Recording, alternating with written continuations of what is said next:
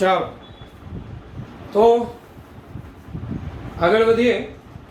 છેલ્લે આપણે થર્મોડાયનેમિકમાં સર્જન એન્થાલ્પી કોને કહેવાય એની વાત કરેલી. સર્જન એન્થાલ્પી બરાબર કે એક મોલ સંયોજન પ્રમાણિત સ્થિતિમાં તેમાં રહેલા તત્વોની પ્રમાણિત સ્થિતિમાંથી બને એ દરમિયાન થતો ઉષ્માનો ફેરફાર જેને સર્જન એન્થાલ્પી કહેવાય, જે આપણે શીખેલા. ઓકે, અને કોઈ સમીકરણ આપેલા હોય, પ્રક્રિયા સમીકરણ, તો એની પ્રક્રિયા ઉષ્મા અને સર્જન એન્થાલ્પી સરખી થશે કે નહીં એ આપણે કઈ રીતના સોલ્વ કરવું એની પણ આપણે વાત કરેલી.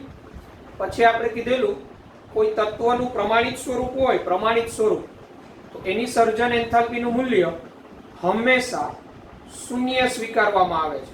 બરાબર, કોઈ તત્વ જેમ કે N2 ગેસ, પ્રમાણિત સ્થિતિ એટલે 1 બાર દબાણ અને 298 કેલ્વિન તાપમાન, N2 gas 0, H2 gas 0, mercury liquid 0, કાર્બનના અપર રૂપોમાં કાર્બન ગ્રેફાઇટ 0, સલ્ફરનું રોહમ્બિક સ્વરૂપ એના માટે એની પોતાની મોલર એન્થાલ્પી 0, ટીન એમાં વ્હાઇટ ટીન એના માટે 0 લેવામાં આવે, પ્રમાણિત સર્જન એન્થાલ્પીનું મૂલ્ય એનું પોતાનું શૂન્ય. વ્હાઇટ ફોસ્ફરસ, ફોસ્ફરસનું સ્થાયી સ્વરૂપ નથી તેમ છતાં એની શૂન્ય લેવામાં આવે. એનું રીઝન એ છે કે એની પ્રોડક્ટિવિટી વધારે છે, ખૂબ વધુ પ્રમાણમાં બનતું સ્વરૂપ છે, એટલે એની 0 સ્વીકારવામાં આવે.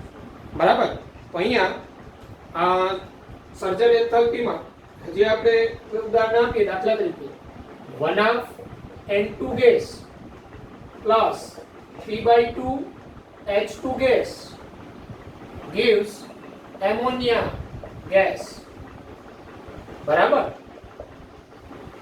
આપેલ સમીકરણ છે અને આ જ સમીકરણ આપણે લઈએ N2 gas plus 3H2 gas gives 2NH3 gas. તો આમાંથી કયા સમીકરણમાં પ્રક્રિયા ઉષ્મા અને એની સર્જન ઉષ્મા સમાન હશે?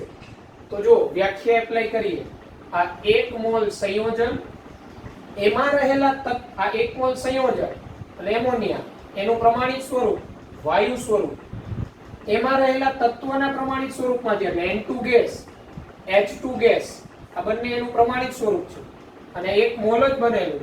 તો આપેલ આ સમીકરણની પ્રમાણિત પ્રક્રિયા ઉષ્મા ઇઝ ઇક્વલ ટુ એની પ્રમાણિત સર્જન ઉષ્મા. બરાબર, જ્યારે આપેલ આ સમીકરણ માટે એની પ્રક્રિયા ઉષ્મા નોટ ઇક્વલ ટુ એની પ્રમાણિત સર્જન ઉષ્મા, પરંતુ એની પ્રક્રિયા ઉષ્મા is equal to 2 into delta FH0. એટલે પ્રમાણિત સર્જન ઉષ્મા પર્ટિક્યુલર 1 મોલ કમ્પાઉન્ડ્સ, એટલે 1 મોલ સંયોજન એના પ્રમાણિત સ્વરૂપમાં એમાં રહેલા તત્વોની પ્રમાણિત સ્થિતિમાંથી મળે દરમિયાન થતો ઉષ્માનો ફેરફાર એની પ્રમાણિત સર્જન ઉષ્મા કહેવાય. ઓકે, તો આપેલ આ સમીકરણમાં 2 મોલ બન્યું સંયોજન, તો આની પ્રક્રિયા ઉષ્મા ઇઝ નોટ ઇક્વલ ટુ એની સર્જન એન્થાલ્પી. આની પ્રક્રિયા ઉષ્મા ઇઝ ઇક્વલ ટુ 2 ઇન્ટુ એની સર્જન એન્થાલ્પી થાય.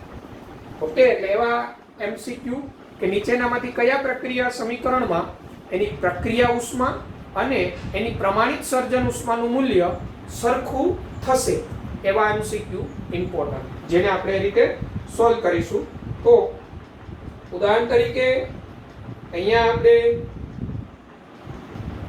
આ જે સ્વરૂપ, એવી રીતના carbon graphite plus O2 gas, CO2 gas, તો એના માટે પ્રમાણિત સર્જન ઉષ્મા અને પ્રક્રિયા ઉષ્મા ઇક્વલ થાય. બરાબર, જેમ કે આ કાર્બન સોલિડ અને એનું ગ્રેફાઇટ સ્વરૂપ પ્લસ O2 ગેસ, તો CO2 ગેસ મળે તો અહીંયા જો 1 મોલ સંયોજન એની પ્રમાણિત સ્થિતિ એટલે વાયુ સ્વરૂપ, એમાં રહેલા તત્વોની પ્રમાણિત સ્થિતિમાં જે O2 ગેસ હોય, કાર્બનનું ગ્રેફાઇટ સ્વરૂપ પ્રમાણિત સ્વરૂપ. તો આના માટે એની પ્રક્રિયા ઉષ્મા પ્રમાણિત ઇઝ ઇક્વલ ટુ એની પ્રમાણિત સર્જન એન્થાલ્પી કહેવાય. બરાબર. પરંતુ જો આ રીતે હોય CO gas plus 1/O2 gas gives CO2 gas, તો અહીંયા શું થયું? 1 મોલ સંયોજન બન્યું પ્રમાણિત સ્વરૂપ, પણ એમાં રહેલા તત્વોના પ્રમાણિત સ્વરૂપમાંથી નથી બન્યું, કારણ કે કાર્બનનું પ્રમાણિત સ્વરૂપ CO ગેસ નથી. તો આપેલ આ પ્રક્રિયા માટે એની પ્રમાણિત પ્રક્રિયા ઉષ્મા ઇઝ નોટ ઇક્વલ ટુ એની સર્જન એન્થાલ્પી, એટલે CO2 ગેસની સર્જન એન્થાલ્પી અને આ પ્રક્રિયાની પ્રક્રિયા ઉષ્મા ઇક્વલ ટુ ન કહેવાય. એટલે ખાસ સર્જન એન્થાલ્પી કોને કહેવાય એની ડેફિનેશન આપણે પર્ટિક્યુલર ભણી ગયા છીએ, એપ્લાય કરવાની. 1 મોલ સંયોજન પ્રમાણિત સ્વરૂપમાં, એમાં રહેલા તત્વોના પ્રમાણિત સ્વરૂપમાંથી બને દરમિયાન થતો ઉષ્માનો ફેરફાર એની સર્જન એન્થાલ્પી કહેવાય. અહીંયા કાર્બન ગ્રેફાઇટ, તો કાર્બનનું વધુ સ્થાયી સ્વરૂપ ગ્રેફાઇટ છે તત્વ. O2 ઓક્સિજનનું પ્રમાણિત સ્વરૂપ O2 ગેસ છે અને 1 મોલ CO2 ગેસ મળ્યું. આ પ્રક્રિયા માટેની પ્રમાણિત પ્રક્રિયા ઉષ્મા ઇઝ ઇક્વલ ટુ પ્રમાણિત સર્જન ઉષ્મા. જ્યારે અહીંયા CO gas plus 1/O2 gas gives CO2 gas, તો આની પ્રક્રિયા ઉષ્મા ઇઝ નોટ ઇક્વલ ટુ સર્જન એન્થાલ્પી ઓફ CO2, કારણ કે આ કાર્બન તત્વનું પ્રમાણિત સ્વરૂપ નથી. બરાબર. તો આના માટે તમારે CO2 ની સર્જન એન્થાલ્પી મેળવવી હોય તો શું કરવું પડે? તો આના માટે CO2 ની આની સર્જન એન્થાલ્પી તમારે મેળવવી હોય તો પ્રક્રિયા ઉષ્મા, આ પ્રક્રિયાની પ્રક્રિયા ઉષ્મા શું હોય?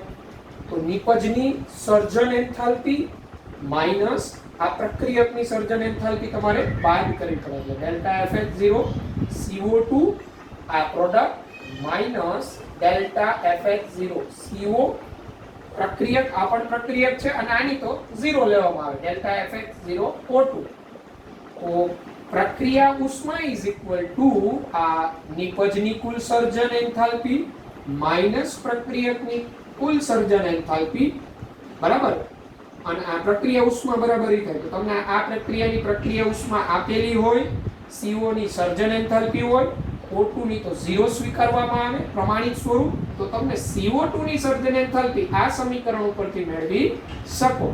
ત્યારે આ સમીકરણમાં એની પ્રમાણિત પ્રક્રિયા ઉષ્મા ઇઝ ઇક્વલ ટુ એની પ્રમાણિત સર્જન ઉષ્મા થાય. Get it?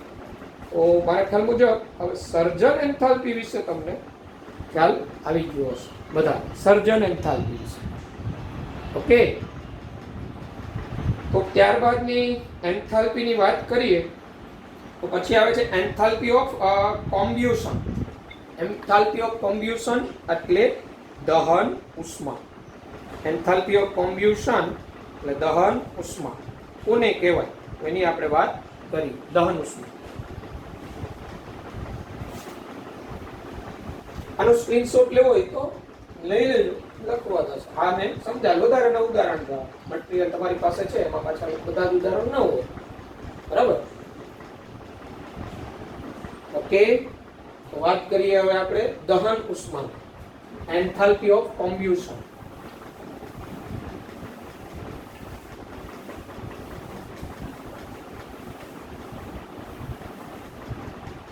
તો દહન ઉષ્મા, એન્થાલ્પી ઓફ કોમ્બ્યુશન. દહન ઉષ્મા કોને કહેવાય? દહન ઉષ્મા કોઈ પણ એક કોઈ સંયોજન હોય, બરાબર, એને જરૂરીમાં O2 ની હાજરીમાં પ્રક્રિયા કરવામાં આવે, એટલે કે દહન કરવામાં આવે અને સ્થાયી નિપજ મળે. એ દરમિયાન થતો ઉષ્માનો ફેરફાર અથવા એની પ્રમાણિત પ્રક્રિયા ઉષ્મા એ જ એની પ્રમાણિત દહન ઉષ્મા કહેવાય. બરાબર. એટલે તમને આપેલું છે કોઈ પણ 1 મોલ સંયોજન જરૂરી માત્રામાં O2 સાથે પ્રક્રિયા કરી, બરાબર, O2 ની હાજરીમાં જરૂરી માત્રામાં O2 સાથે પ્રક્રિયા કરી અને સ્થાયી સ્વરૂપની નીપજ આપે, સ્થાયી સ્વરૂપ આ જે નીપજ મળે એ સ્થાયી સ્વરૂપની નીપજ મળે, તો એ દરમિયાન થતો ઉષ્માનો ફેરફાર એ જ જે તેની દહન ઉષ્મા કહેવાય. પ્રમાણિત પ્રક્રિયા ઉષ્મા ઇઝ ઇક્વલ ટુ એની દહન ઉષ્મા. અને દહનને અંગ્રેજીમાં કોમ્બ્યુશન કહેવાય, એટલે ડેલ્ટા CH 0 એટલે પ્રમાણિત સ્વરૂપ. ફરીથી ડેફિનેશન, 1 મોલ સંયોજન જરૂરી માત્રામાં O2 સાથે પ્રક્રિયા કરે અને સ્થાયી સ્વરૂપમાં નીપજ આપે, એ દરમિયાન થતો ઉષ્માનો ફેરફાર અથવા એ દરમિયાન પ્રમાણિત પ્રક્રિયા ઉષ્મા એ જ એની દહન ઉષ્મા કહેવાય. બરાબર? દહન ઉષ્માની વ્યાખ્યા થઈ. પણ ખાસ ધ્યાન રાખજો, આ 1 મોલ બને ત્યારે એનો પ્રક્રિયા ઉષ્માનો ફેરફાર ઇઝ ઇક્વલ ટુ એનો દહન ઉષ્મા થાય. પણ જો આ 2 મોલ બને તો ત્યારે એની દહન ઉષ્મા શું થાય? તો એની દહન ઉષ્માની પ્રક્રિયા ઉષ્મા ભાગ્યા 2 કરવા પડે. બરાબર? ઉદાહરણ તરીકે જો, ઉદાહરણ તરીકે methane gas plus 2O2 gas gives CO2 gas plus H2O. लिख तो અહીંયા શું થયું? 1 મોલ સ્વરૂપ જ મળેલું, તો આની પ્રમાણિત પ્રક્રિયા ઉષ્મા ઇઝ ઇક્વલ ટુ મિથેનની દહન ઉષ્મા પ્રમાણિત 1 મોલ બને ત્યારે. પરંતુ ઉદાહરણ તરીકે અહીંયા 2C2H6 ગેસ, C2H6 આ તમારું થશે ethane plus 7O2 gas gives 4CO2 gas plus 6H2O liquid. તો આ પ્રક્રિયામાં અહીંયા શું થશે? તો આ પ્રક્રિયામાં આની પ્રમાણિત પ્રક્રિયા ઉષ્મા is not equal to પ્રમાણિત દહન ઉષ્મા. શા માટે? અહીંયા કેટલા મોલ છે? આ 2 મોલ. એટલે આ પ્રક્રિયા ઉષ્મા મળે 2 મોલની. દહન ઉષ્મા પર્ટિક્યુલર તમે પ્રતિ મોલની વાત કરો છો, પ્રતિ મોલની. તો અહીંયા તમારી આ ઇથેનની દહન ઉષ્મા શું થાય? તો અહીંયા combustion enthalpy of ethane is equal to પ્રમાણિત પ્રક્રિયા ઉષ્મા divided 2. કારણ કે અહીંયા જે પ્રમાણિત પ્રક્રિયા ઉષ્મા મળી 2 મોલની મળી, કારણ કે 2 મોલ ઇથેનનું દહન કર્યું. બરાબર? 1 મોલ નું હોય પ્રતિ 1 મોલ, તો એ જે પ્રક્રિયા ઉષ્મા હોય એ જ એની દહન ઉષ્મા. પણ 1 મોલ કરતા વધુ હોય, 2 મોલ 3 મોલ, તો ત્યારે એની દહન ઉષ્મા શું થાય? તો એની જે પ્રક્રિયા ઉષ્મા હોય એને ડિવાઇડેડ બાય એના મોલની સંખ્યા. એટલે અહીંયા આપણે 2C2H6 લીધેલું છે, 2 મોલ ઇથેન લીધેલું. એટલે અહીંયા તમારી જે પ્રક્રિયા ઉષ્મા મળે એ 2 મોલ ઇથેન ના દહનની મળે. અને દહન ઉષ્મા પર્ટિક્યુલર તમે 1 મોલની વાત કરો છો, 1 મોલ. એટલે આ પ્રક્રિયા ઉષ્મા જે મળે એ 2 મોલની હોય. 1 મોલની કેટલી હોય? જે પ્રક્રિયા ઉષ્મા હોય એને ભાગ્યા 2 કરવાનો. બરાબર? આ રીતે આ દહન ઉષ્મા, એટલે ખાસ કરીને O2 ની હાજરીમાં પ્રક્રિયા થાય અને સ્થાયી સ્વરૂપે નીપજ મળે, એ દરમિયાન થતો ઉષ્માનો ફેરફાર એને જે તેની દહન ઉષ્મા કહેવાય. બરાબર? એટલે આની પ્રક્રિયા ઉષ્માનું સૂત્ર તો આપણે બધાને ખબર છે કે આ નીપજ સ્વરૂપની કુલ એન્થાલ્પી માઈનસ પ્રક્રિયકની કુલ એન્થાલ્પી, એટલે તમે પ્રક્રિયા ઉષ્મા મેળવી શકો. બરાબર? એટલે દહન ઉષ્મા કોને કહેવાય એ આપણે ખબર હોવી જોઈએ. પછી એક કેલોરીફિક વેલ્યુ કોને કહેવાય? બળતણ હોય ને, બળતણ, એ બળતણની ક્ષમતા કેટલી છે એના માપન એના કેલોરીફિક મૂલ્ય પરથી નક્કી થાય. કેલોરીફિક વેલ્યુ કોને કહેવાય? ઈંધણનું. એની આપણે વાત કરીએ. મારા ખ્યાલ મુજબ બધાને દહન ઉષ્માની વ્યાખ્યા ખબર પડી ગઈ હશે. દહન ઉષ્મા કોને કહેવાય? તો 1 મોલ સંયોજન જરૂરી માત્રામાં O2 સાથે પ્રક્રિયા કરે અને જે નીપજ સ્થાયી સ્વરૂપની નીપજ મળે એ દરમિયાન થતો ઉષ્માનો ફેરફાર અથવા એ જે પ્રક્રિયા ઉષ્મા હોય, પ્રમાણિત પ્રક્રિયા ઉષ્મા, એ જ જે તેની દહન ઉષ્મા કહેવાય. પણ પર્ટિક્યુલર 1 મોલ સંયોજનમાં જો એ સંયોજન તમે 2 મોલ લ્યો તો એની જો પ્રક્રિયા ઉષ્મા આપી હોય તો એને ભાગ્યા 2 કરો તો એની દહન એન્થાલ્પી મળી જાય. જો એ પ્રક્રિયક તમારો 3 મોલ આપેલો હોય અને O2 સાથે સંપૂર્ણ દહનની પ્રક્રિયા થાય અને એની પ્રક્રિયા ઉષ્મા આપી હોય તો એને ભાગ્યા 3 કરો તો એની દહન ઉષ્મા મળી જાય, કોમ્બ્યુશન એન્થાલ્પી.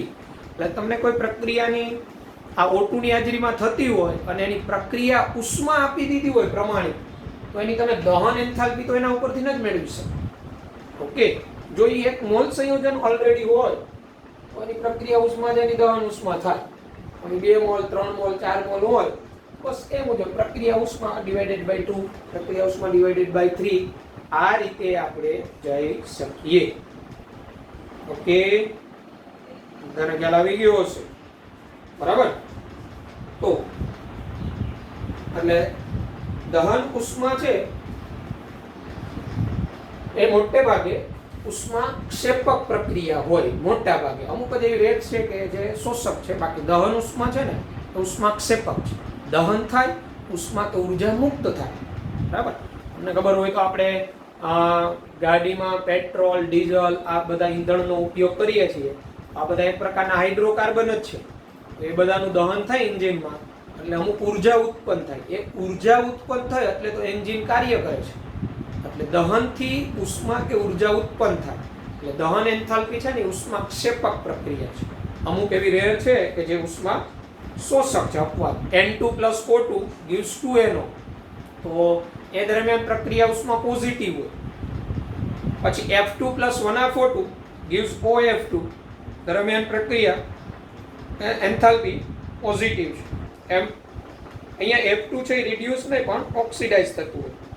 તમને તમારી પાસે જે મટીરીયલ છે એમાં પેજ નંબર તમે જશો 17 તો એના ઉપર પર્ટિક્યુલર આ ઉદાહરણ આપેલું જ છે અપવાદ તરીકે કરીને. દહન ઉષ્મા ઉષ્માક્ષેપક પ્રક્રિયા જ હોય પણ અપવાદ N2 + O2 gives 2NO, તો ડેલ્ટા H પોઝિટિવ.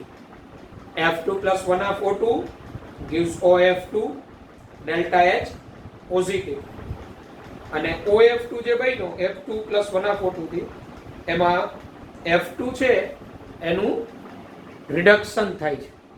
F2 નું શું થાય છે? રિડક્શન. F2 નું રિડક્શન થાય છે, ઓક્સિડાઇઝ થતો નથી. ઓકે, કોઈને કઈ ક્વેશ્ચન દહન ઉષ્મામાં ડેફિનેશન માંથી? કોઈને કઈ ક્વેશ્ચન? ઓકે, તો આપણે એક બીજું જ આમાં કેલોરીફિક મૂલ્ય, બળતણનું કેલોરીફિક મૂલ્ય મેળવવું હોય તો એનું સૂત્ર કેલોરીફિક મૂલ્ય, બરાબર? તે રીતના મેળવવું એ જોઈએ.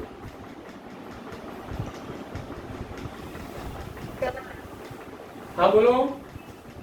બેકગ્રાઉન્ડ વોઇસ વધારે આવતો છે, બ્લૂટૂથ કનેક્ટ કરી દેવાનું. હા sir.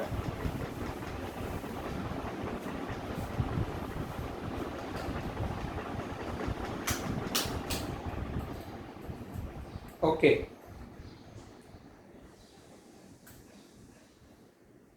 Okay, calorific value. Calorific value કોને કહેવાય?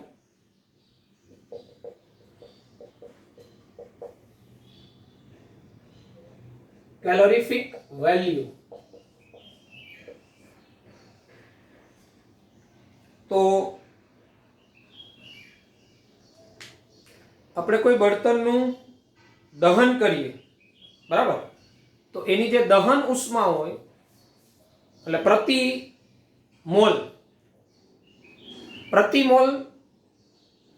પદાર્થનું દહન થાય, બરાબર? એટલે પ્રતિ મોલે જે કાંઈ ઉષ્મા ઉર્જા મુક્ત થતી હોય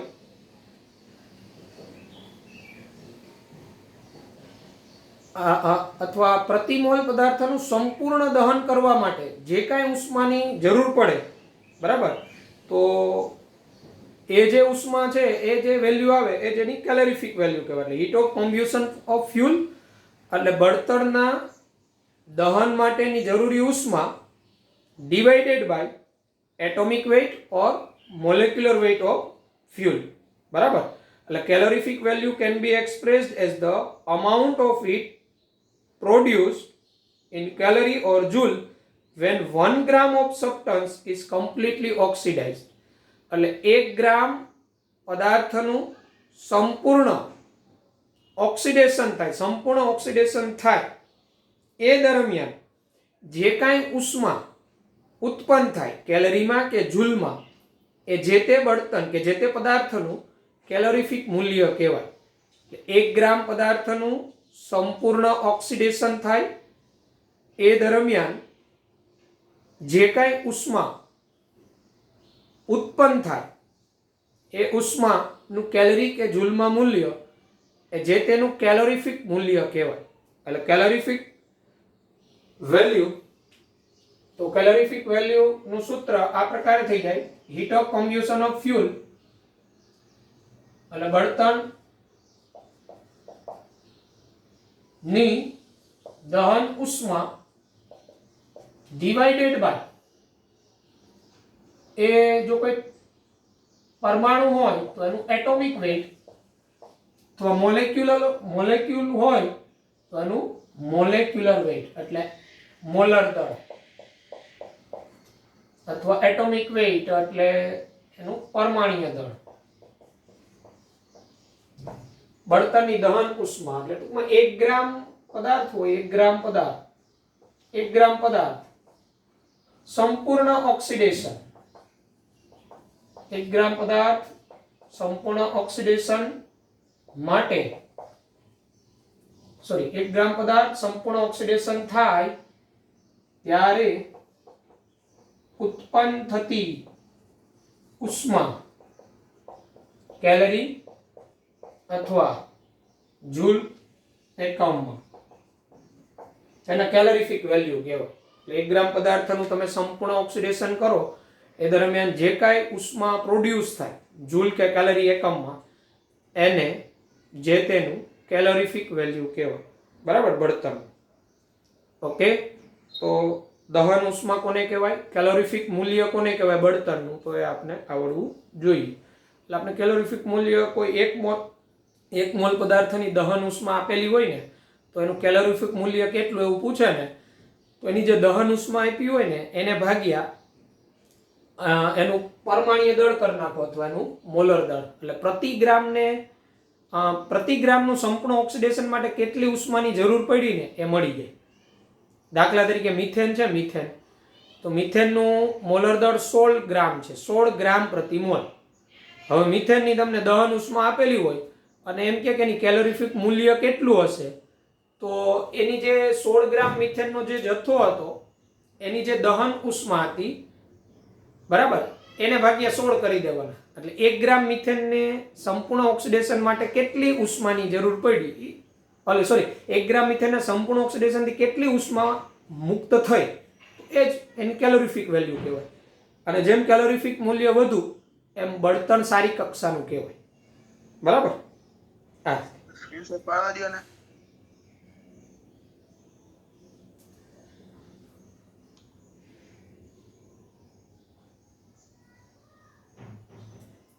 ઓકે.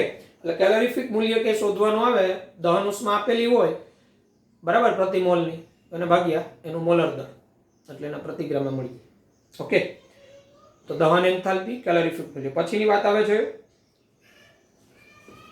આપણે મટીરીયલમાં તમારે એક્ઝેક્ટ જઈએ તો એન્થાલ્પી ઓફ ન્યુટ્રલાઇઝેશન, તટસ્થીકરણ એન્થાલ્પી. બરાબર, એન્થાલ્પી ઓફ ન્યુટ્રલાઇઝેશન. એમાં ન્યુટ્રલાઇઝેશનમાં NEW લખેલું છે, ત્યાં ભૂલ છે, W ની જગ્યાએ U આવશે, ન્યુટ્રલાઇઝેશન, U આવશે. તટસ્થીકરણ એન્થાલ્પી કોને કહેવાય તો એ સમજીએ. તટસ્થીકરણ એન્થાલ્પી આધારિત MCQ મોસ્ટ ઇમ્પોર્ટન્ટ નીટના point of view.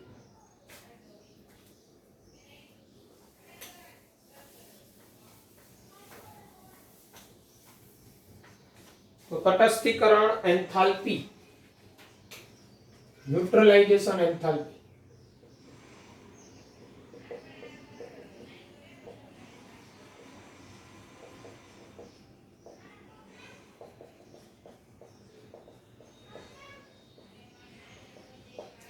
તટસ્થીકરણ enthalpy, neutralization enthalpy. તો એસિડનો એક તુલ્યાંક ધરાવતું મન દ્રાવણ, એસિડનું એક તુલ્યાંક ધરાવતું મંદ દ્રાવણ, એનો અર્થ 1 મોલ H+ હોય, 1 મોલ H+, અને બેઝનું એક તુલ્યાંક ધરાવતું મંદ દ્રાવણ, બેઝનું એક તુલ્યાંક ધરાવતું મંદ દ્રાવણ જેનો 1 મોલ OH- હોય, 1 મોલ OH- અને 1 મોલ H2O બને, પ્લસ આપણે ખબર હોય તો એસિડ બેઝ તટસ્થીકરણથી ક્ષારે બને, તો 1 મોલ H2O. તો આ દરમિયાન થતો ઉષ્માનો ફેરફાર એને જ એની તટસ્થીકરણ એન્થાલ્પી કહેવાય. એટલે આની જે પ્રમાણિત પ્રક્રિયા ઉષ્મા એ જ જે તેની ન્યુટ્રલાઇઝેશન એન્થાલ્પી, અને એક તુલ્યાંક એસિડ પ્રબળ ખાસ કરીને અને એક તુલ્યાંક બેઝ સંપૂર્ણ પ્રક્રિયા થઈને જો 1 મોલ H2O બનતો હોય તો એ દરમિયાન ફિક્સ ઉષ્મા મુક્ત થાય છે 57.1 કિલોજૂલ પ્રતિ મોલ. એસિડનો એક તુલ્યાંક, બેઝનો એક તુલ્યાંક સંપૂર્ણ પ્રક્રિયા કરે અને 1 મોલ H2O બને, આ દરમિયાન 57.1 કિલોજૂલ પ્રતિ મોલ, પ્રતિ 1 મોલ પાણીએ એટલી ઉષ્મા મુક્ત થાય. પછી જો અહીંયા 2 મોલ H2O બનતું હોય તો 2 × 57.1, 3 મોલ H2O બનતું હોય તો 3 × 57.1. પણ અને ખાસ આ વેલ્યુ છે ને પ્રબળ એસિડ અને પ્રબળ બેઝ માટે જ ખાસ વધારે, પ્રબળ એસિડ અને પ્રબળ બેઝ, પ્રબળ એસિડ અને પ્રબળ બેઝ એના બેના એક તુલ્યાંક સંપૂર્ણ પ્રક્રિયા થાય, 1 મોલ H2O બને ત્યારે 57.1 કિલોજૂલ પ્રતિ મોલ ઉષ્મા મુક્ત થાય.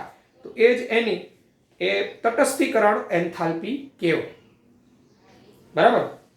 ઉદાહરણ તરીકે જો HNO3 નાઇટ્રિક એસિડ પ્રબળ એસિડ છે, પ્લસ NaOH પ્રબળ બેઝ છે, બે પ્રક્રિયા કરે પાણી બને પ્લસ ક્ષાર બને. તો આ પ્રબળ એસિડ આનો એક તુલ્યાંક હોય, એક તુલ્યાંક, અને આ બેઝનો એક તુલ્યાંક હોય.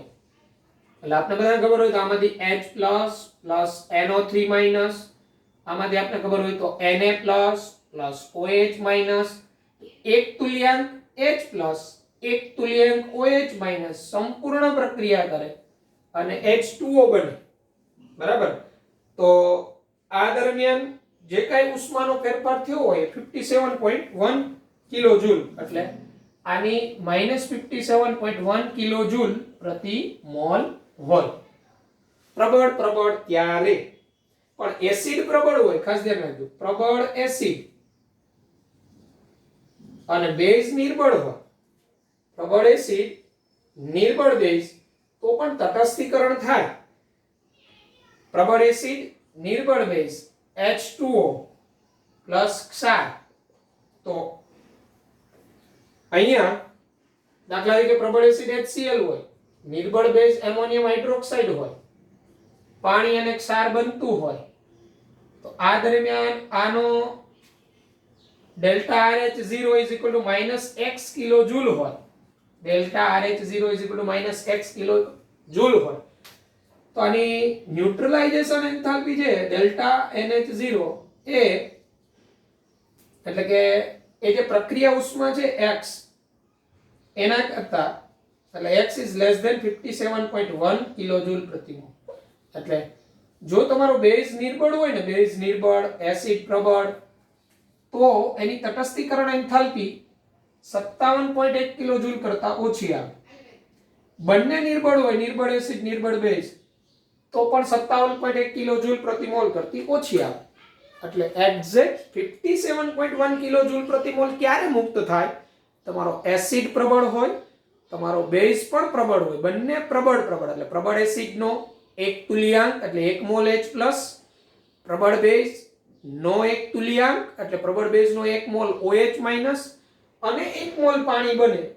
એ દરમિયાન જે કાંઈ ઉષ્મા મુક્ત થાય એ તટસ્થીકરણ એન્થાલ્પી, અને 1 મોલ H2O બને, એક તુલ્યાંક પ્રબળ એસિડનો, એક તુલ્યાંક પ્રબળ બેઝનો પ્રક્રિયા કરે, તો ત્યારે 57.1 કિલોજૂલ પ્રતિ મોલ ઉષ્મા મુક્ત થાય છે, પણ બેમાંથી કોઈ જો નિર્બળ આવી જાય તો લેસ ધેન 57.1 કિલોજૂલ ઉષ્મા મુક્ત થાય. એનું કારણ એ કે જે આ નિર્બળ બેઝ હોય ને, નિર્બળ બેઝ એનું સંપૂર્ણ વિયોજન થતું હોય નહીં. નિર્બળ બેઝનું સંપૂર્ણ વિયોજન થાય નહીં. પરિણામ લેવા MCQ માં એક HF છે, તમને નોંધ કરીને આપેલું છે પેમ્પલેટમાં. HF છે ને એની તટસ્થીકરણ ઉષ્મા 68 કિલોજૂલ છે. HF હોય ત્યારે જે F- ની જલયોજન ઉષ્માને લીધે હોય. F- ની જલયોજન ઉષ્મા ખૂબ વધુ. જલયોજન ઉષ્મા એટલે શું? તો F- ની ફરતે આ F- પોતે આકર્ષક એટલે એની ફરતે છે ને પાણીના અણુ ગોઠવાય અને જલયોજન ઉષ્મા દરમિયાન એનું જલીયકરણ થાય ને દરમિયાન એ ઉષ્મા મુક્ત થાય એને જલયોજન ઉષ્મા કહેવાય. આમ ટોટલ ઉષ્મા વધી જાય. એટલે જ્યારે HF હોય ને, HF પ્રબળ એસિડ તરીકે, તો ત્યારે એની ન્યુટ્રલાઇઝેશન એન્થાલ્પી 68 કિલોજૂલ પ્રતિ થાય છે. બરાબર. બાકી બધા મોટાભાગના પ્રબળ એસિડ, પ્રબળ બેઝ બેના એક તુલ્યાંક પ્રક્રિયા કરે. એક તુલ્યાંક એટલે 1 મોલ H+ અને 1 મોલ OH-. 1 મોલ પાણી બને પ્રબળ હોય ને ત્યારે, તો એ દરમિયાન 57.1 કિલોજૂલ. બાકી નિર્બળ એસિડ આવે, નિર્બળ બેઝ, તો ત્યારે 57.1 કરતા ઓછી. કારણ કે નિર્બળ હોય એનું આયનીકરણ કે એનું વિયોજન ઓછું હોય. જે આપણે શીખી ગયા છે, નિર્બળ એસિડ કે નિર્બળ બેઝ એમાંથી H+ કે OH- સંપૂર્ણ આયનીકરણ પામે નહીં. પરિણામે આપણે જે વાત કરીએ છીએ ડેફિનેશનમાં કે એક તુલ્યાંક પ્રબળ એસિડનો એક તુલ્યાંક, પ્રબળ બેઝનો એક તુલ્યાંક, પ્રક્રિયા થાય 1 મોલ H2O ત્યારે, પણ નિર્બળ આવી જાય તો ત્યારે એનું વિયોજન ઓછું હોય એટલે H+ OH- ની માત્રા ઓછી હોય. પરિણામ તો આ થઈ તટસ્થીકરણ ઉષ્મા. તો તટસ્થીકરણ ઉષ્મા પરથી પણ એક્ઝામ્પલ બની શકે. જેવા આપણે સંતુલનમાં જેમ pH માટેના દાખલાઓ ગણતા હતા એવા એક્ઝામ્પલ તટસ્થીકરણ ઉષ્મામાંથી આવી શકે. તો એના માટે આપણે શું કરવું પડે એવું એક્ઝામ્પલ જોઈએ. તટસ્થીકરણ એન્થાલ્પીનું. બરાબર. આ તમને આપેલું જ છે મટીરીયલમાં.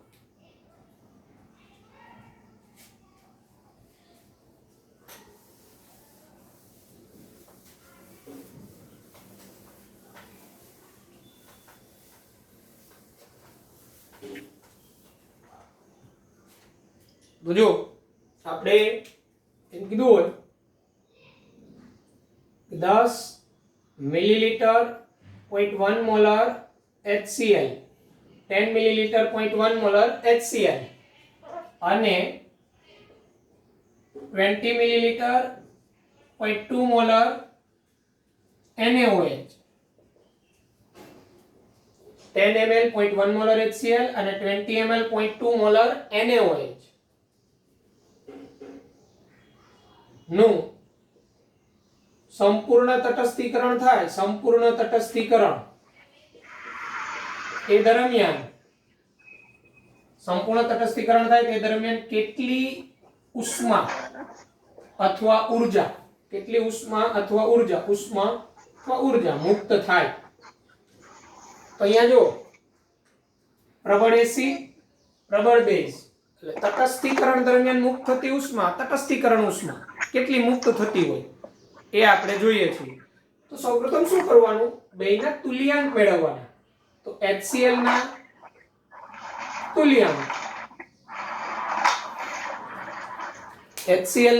તુલ્યાંક, ભાઈ ઓડિયો ઓફ રાખો ને. કોણ છે એ નંગ? HCl ના તુલ્યાંક. HCl ના તુલ્યાંક એટલે NaVA તમે શીખી ગયા છો. નોર્માલિટી ઇન્ટુ કદ એટલે એના તુલ્યાંક કહેવાય. જો કદ મિલીલીટરમાં હોય તો એને મિલી તુલ્યાંક કહેવાય. તો મિલી તુલ્યાંકની દ્રષ્ટિએ વ્યાખ્યા આપી શકાય. આના મિલી તુલ્યાંક 1 મિલી તુલ્યાંક, આનો 1 મિલી તુલ્યાંક સંપૂર્ણ પ્રક્રિયા કરે તો દરમિયાન મુક્ત થતી ઉષ્મા એ રીતના. તો HCl ના તુલ્યાંક NaVA. તો આપણે એક તુલ્યાંકના સંદર્ભમાં વાત કરીએ છીએ. બરાબર. તો HCl ના તુલ્યાંક NaVA. મારે તુલ્યાંકમાં તો અહીંયા કદ જે છે VA 10 મિલીલીટર છે એને મારે લીટરમાં ફેરવવા હોય તો હું શું કરવું પડે? 1000 વડે ભાગવા પડે. એટલે 10 × 10⁻³ એટલે એનો અર્થ એવો થાય 0.1 લીટર થયું. તો HCl ના તુલ્યાંક NaVa તો 0.1.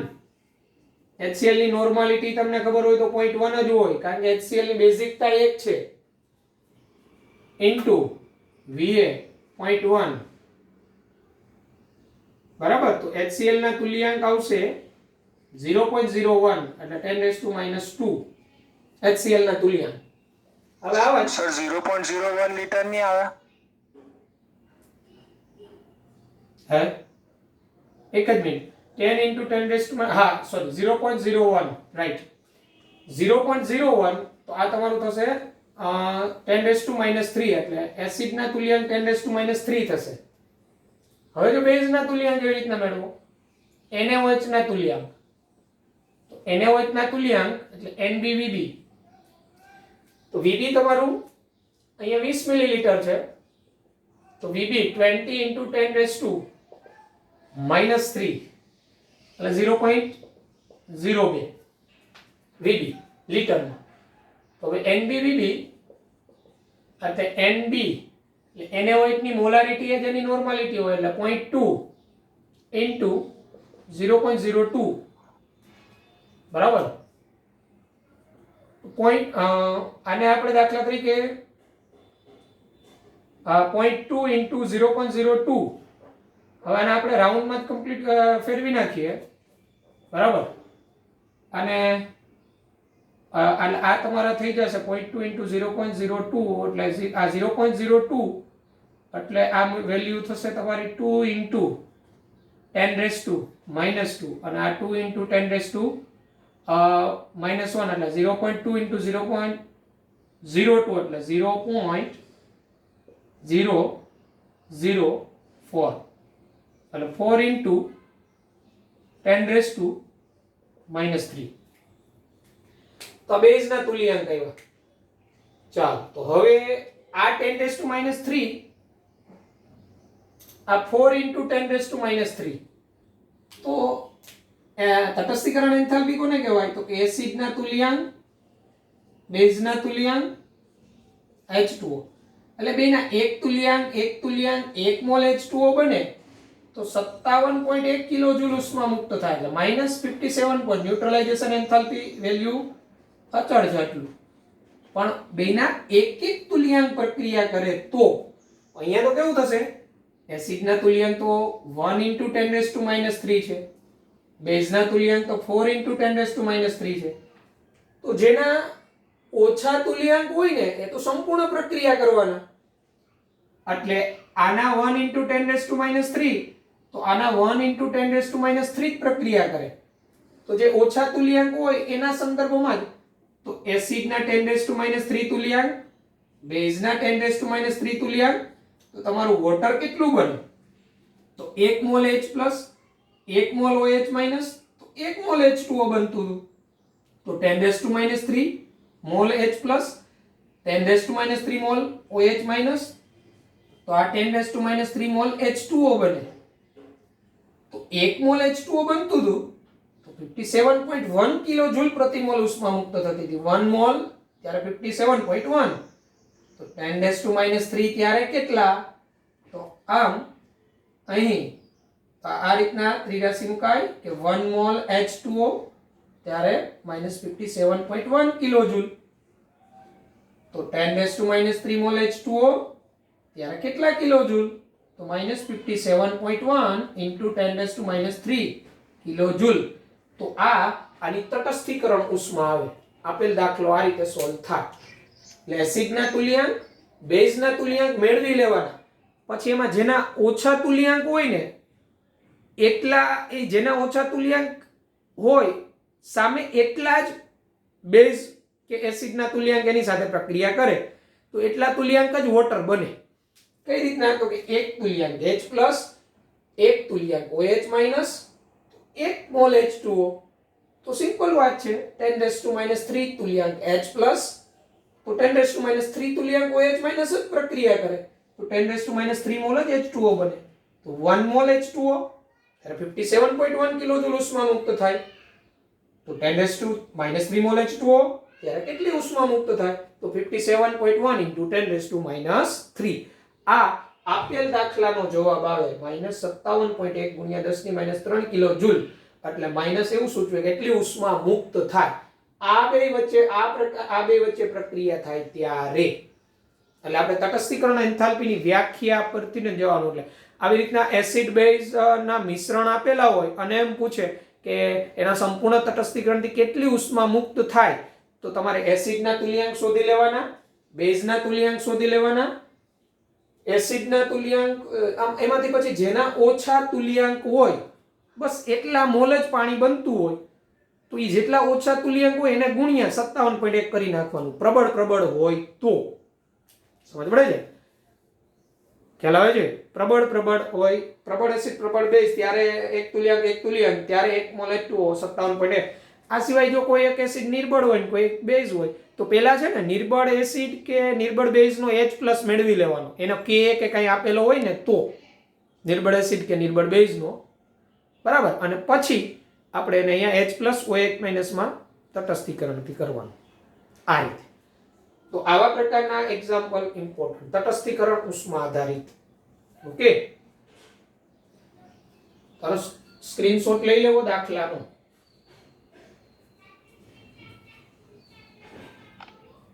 અહીંયા કન્ફ્યુઝ નહીં થવાનું. આ બેમાં જેના ઓછા તુલ્યાંક હોય ને બસ ઈ ઓછા તુલ્યાંક જેટલો જ બીજાનો એટલો જ એની સાથે પ્રક્રિયા કરે અને એટલો જ પાણી બનતો હોય. એટલે જેટલા ઓછા તુલ્યાંક આવ્યા ને એટલા તુલ્યાંક જ વોટર બનતું હોય એ સમજવાનું. બરાબર? ઓકે, તો આ થઈ ન્યુટ્રલાઇઝેશન એન્થાલ્પી. તો પછી વાત કરીએ તો એન્થાલ્પી ઓફ સોલ્યુશન આવે છે, દ્રાવણની એન્થાલ્પી. તો એ સમજીએ.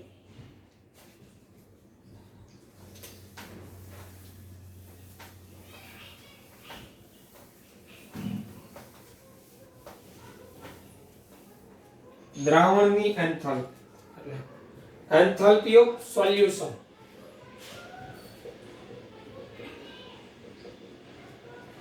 એન્થાલ્પી ઓફ સોલ્યુશન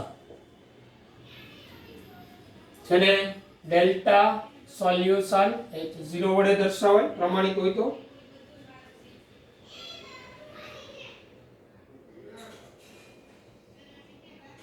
તો જ્યારે 1 મોલ દ્રાવ્ય, જ્યારે 1 મોલ દ્રાવ્ય પદાર્થ વધુ માત્રામાં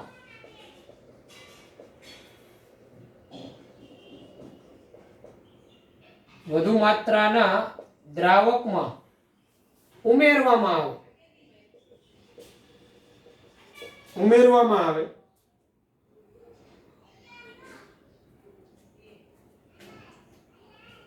અને સંતૃપ્ત દ્રાવણ બને. સંતૃપ્ત દ્રાવણ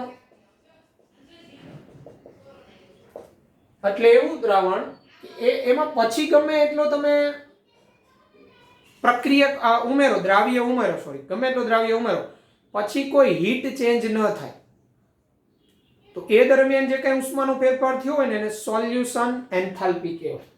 બરાબર? તો એન્થાલ્પી ઓફ સોલ્યુશન કહેવાય. સંતૃપ્ત દ્રાવણ બને અથવા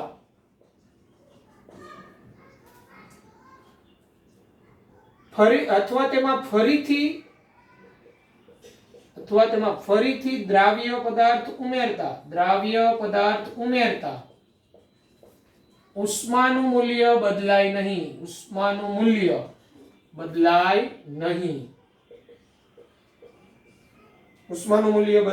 નહીં. બરાબર? તો ત્યારે થતો એન્થાલ્પી ફેરફાર, એટલે એને ત્યારે થતો એન્થાલ્પી ફેરફારને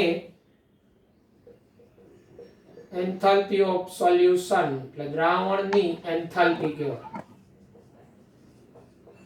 ફરીથી આ રીતના હોય, આ વધુ માત્રામાં દ્રાવક ભરેલું હોય કોઈ પાત્રમાં એમાં તમે 1 મોલ દ્રાવ્ય ઉમેરો, 1 મોલ દ્રાવ્ય એકદમ સંતૃપ્ત દ્રાવણ બને, અથવા એમાં દ્રાવ્ય ઉમેરી દીધું ફરીથી પાછું એમાં દ્રાવ્ય ઉમેરો તો હીટ નો ચેન્જ, એટલે કોઈ ઉષ્માનું મૂલ્ય બદલાય નહીં.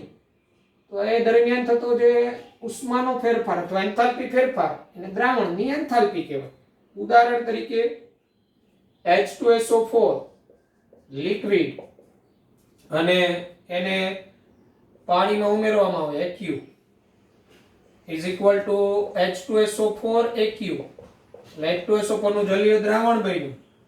તો આ દરમિયાન થતો એન્થાલ્પી ફેરફાર એને એની દ્રાવણની એન્થાલ્પી કહેવાય. એ 20.2 કિલો કેલરી H2SO4 માટે છે. આ દરમિયાન એટલો થાય. Enthalpy of ideal solution is taken 0. ખાસ ધ્યાન રાખજો. આદર્શ દ્રાવણની એન્થાલ્પી, આદર્શ દ્રાવણની એન્થાલ્પી શૂન્ય લેવામાં આવે, શૂન્ય. આદર્શ દ્રાવણ માટે એન્થાલ્પી નું મૂલ્ય એટલે delta H is equal to 0 ideal માટે. બરાબર. એટલે દ્રાવણની એન્થાલ્પી 1 મોલ દ્રાવ્ય પદાર્થ વધુ માત્રાના દ્રાવકમાં ઉમેરવામાં આવે, આ દરમિયાન થતો ઉષ્માનો ફેરફાર એને દ્રાવણની એન્થાલ્પી કહેવાય. પ્રમાણિત કન્ડિશન હોય અને પ્રમાણિત દ્રાવણની એન્થાલ્પી કહેવાય. જેમ કે 1 મોલ H2SO4 લિક્વિડ પાણીમાં ઉમેરવામાં આવે, H2SO4 નું જલીય દ્રાવણ બને, દરમિયાન થતો ઉષ્માનો ફેરફાર અથવા એન્થાલ્પી ફેરફાર એને એ દ્રાવણની એન્થાલ્પી કહેવાય. બરાબર. એટલે એન્થાલ્પી ઓફ સોલ્યુશન.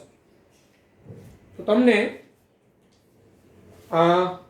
આ ડેફિનેશન ને એવું મટીરીયલમાં તમને ડાયરેક્ટ સિમ્બોલિક રજૂઆત સમજાવેલી છે.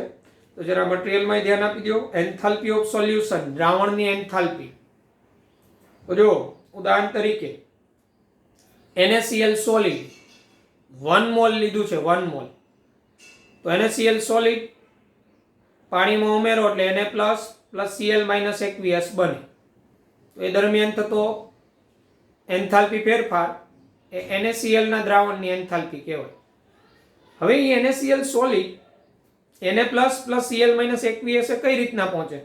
તો પહેલા તો NaCl સોલિડ માંથી Na plus gas plus Cl minus gas એટલે લેટાઇસ એન્થાલ્પીની જરૂર પડે. પછી Na plus gas Cl minus gas પાણીમાં ઉમેરો અને એ દરમિયાન પાછી ઉષ્મા મુક્ત થાય, એને જલીયકરણ ઉષ્મા કહેવાય. અને જલીયકરણ ઉષ્મા નેગેટિવ હોય એટલે ડેલ્ટા હાઇડ્રેશન નેગેટિવ કરીને આપ્યું ચાર્ટમાં. આ રીતના તમે જતા હો. આમ NaCl ના દ્રાવણની એન્થાલ્પી શું થાય ટોટલ? તો લેટિસ એન્થાલ્પી પ્લસ જલીયકરણ એન્થાલ્પી, આ બે એન્થાલ્પીનો સરવાળો કરો એટલે NaCl ના દ્રાવણની એન્થાલ્પી મળે. લેટિસ એન્થાલ્પી એટલે ઉષ્મા આપવી પડતી હોય. તમારે NaCl માંથી Na plus gas Cl minus gas છૂટો પડવો હોય ને, ઉષ્મા આપવી પડે. અને હાઇડ્રેશન એન્થાલ્પી એટલે એ તો આયનો વાયુરૂપ દ્રાવણમાં જાય પાણીમાં અને એની ફરતે પાણીના અણુ ગોઠવાય દરમિયાન મુક્ત થતી ઉષ્મા. બરાબર. ભાઈ મૈત્રી આયર શું ચર્ચા છે? હા, આમ આજુબાજુ વાત તો કરતી હતી, કોઈ હતું આજુબાજુ? Okay, continue. બરાબર. લેટેસ્ટ એન્થાલ્પી પોઝિટિવ હોય, હાઇડ્રેશન એન્થાલ્પી નેગેટિવ હોય. બરાબર. અને જો કોઈની લેટાઇસ એન્થાલ્પી મોર ગ્રેટર ધેન હાઇડ્રેશન હોય તો એવો પદાર્થ તો અદ્રાવ્ય જ હોય. બરાબર. અને દ્રાવણની એન્થાલ્પી, જો લેટિસ એન્થાલ્પી જલીયકરણ કરતા ખૂબ વધુ હોય તો દ્રાવણની એન્થાલ્પી પોઝિટિવ આવે. એટલે કહેવાનો મતલબ એને ઉષ્મા આપવી પડતી હોય એનું દ્રાવણ બનાવવા માટે. અને જો લેટિસ એન્થાલ્પી કોઈની જલીયકરણ એન્થાલ્પી કરતા ઓછી હોય તો એની એવાના દ્રાવણની એન્થાલ્પી નેગેટિવ આવે તો એના દ્રાવણ બનાવવા માટે કઈ બહારથી ઉષ્મા આપવી પડતી ન હોય, ઉષ્મા મુક્ત થતી હોય.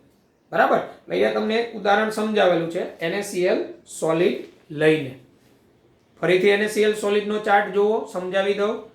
NaCl સોલિડ એની જલીયકરણ એન્થાલ્પી એની દ્રાવણની એન્થાલ્પી શું કહેવાય?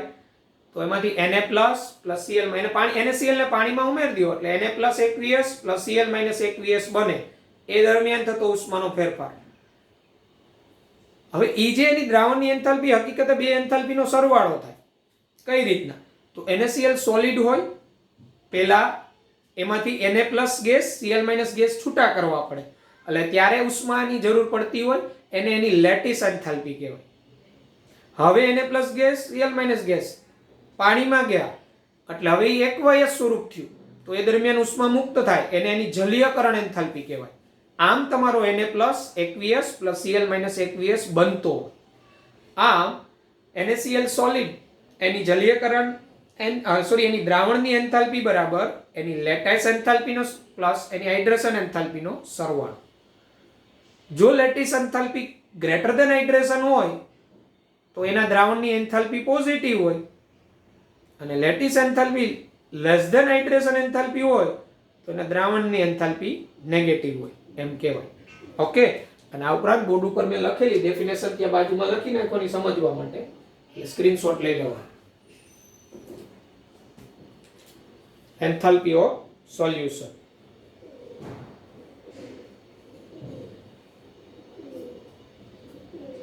ઓકે, બધાને ખ્યાલ આવી ગયો હશે એન્થાલ્પી ઓફ સોલ્યુશનમાં કોને કહેવાય? ડેફિનેશન ક્લિયર કટ સમજાઈ જાય એવી છે.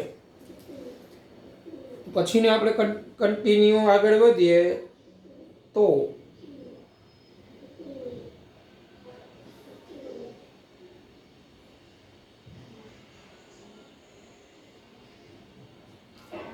બોન્ડ એનર્જી આવે છે, બંધ ઉર્જા, બોન્ડ એન્થાલ્પી. સમજીએ બોન્ડ એન્થાલ્પી.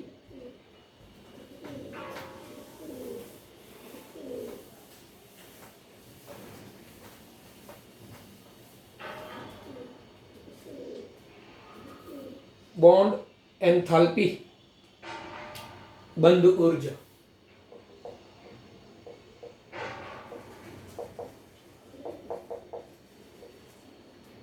બંધ ઉર્જા, બોન્ડ એન્થાલ્પી કોને કહેવાય? સમજીએ.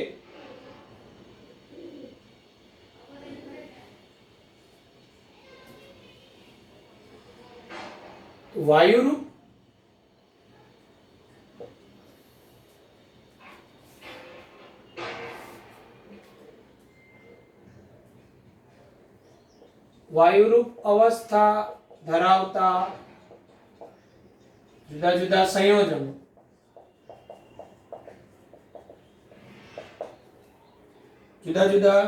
સંયોજનોમાંથી મુક્ત ઘટક અથવા મુક્ત પરમાણુ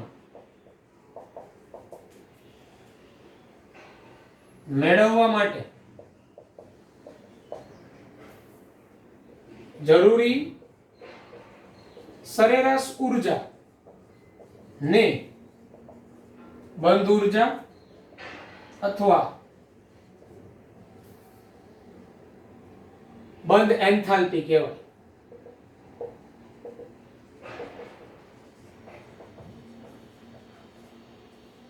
વાયુરૂપ અવસ્થા ધરાવતા જુદા જુદા સંયોજનોમાંથી મુક્ત ઘટક અથવા મુક્ત પરમાણુ મેળવવા માટે જરૂરી સરેરાશ ઉર્જાને બંધ ઉર્જા અથવા બંધ એન્થાલ્પી કહેવાય.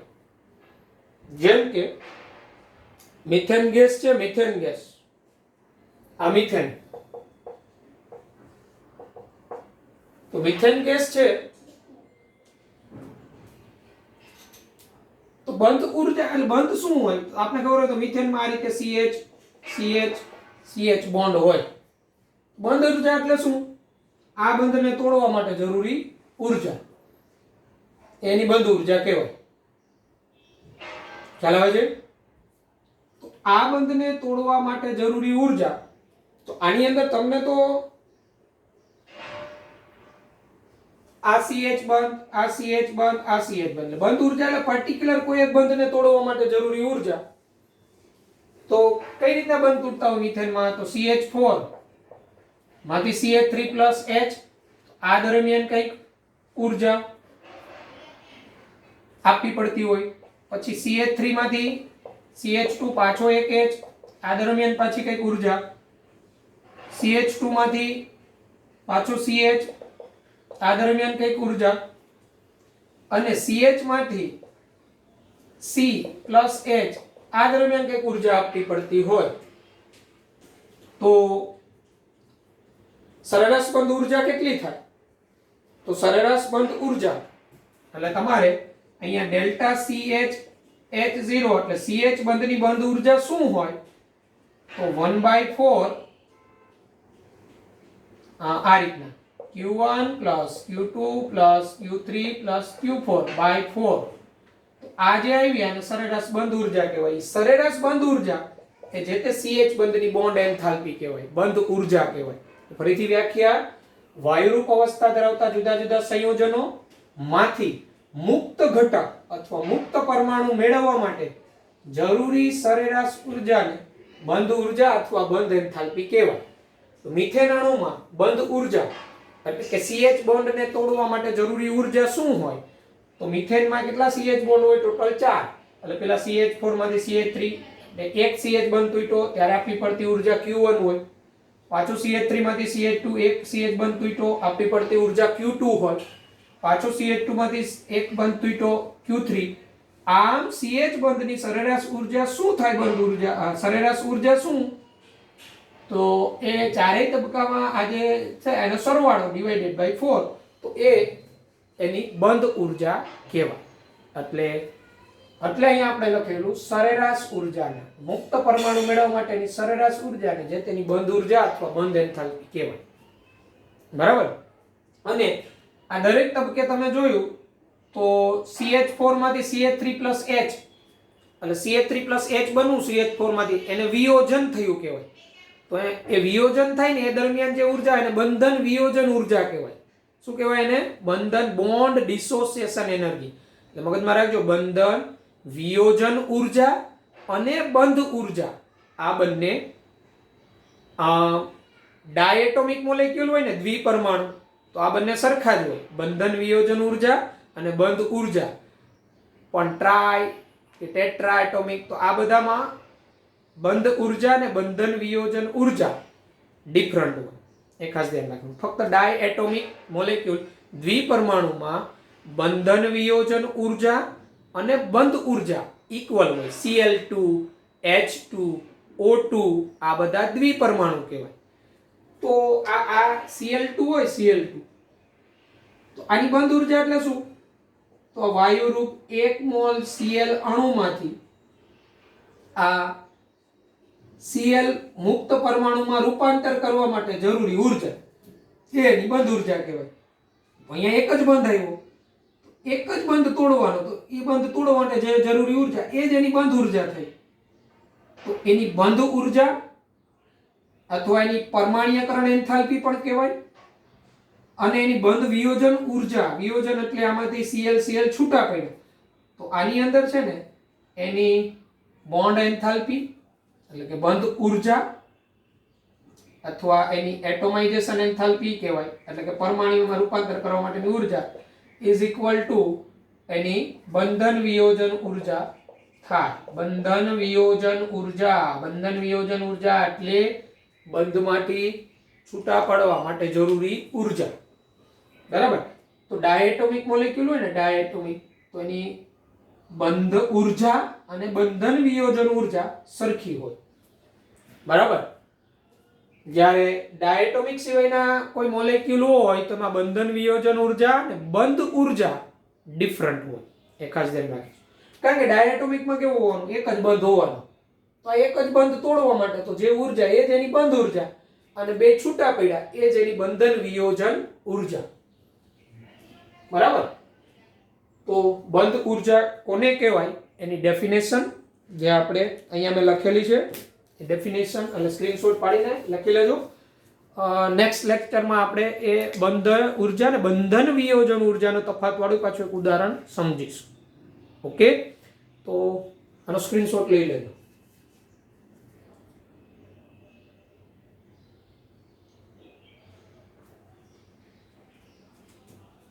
અહીંયા તમને જો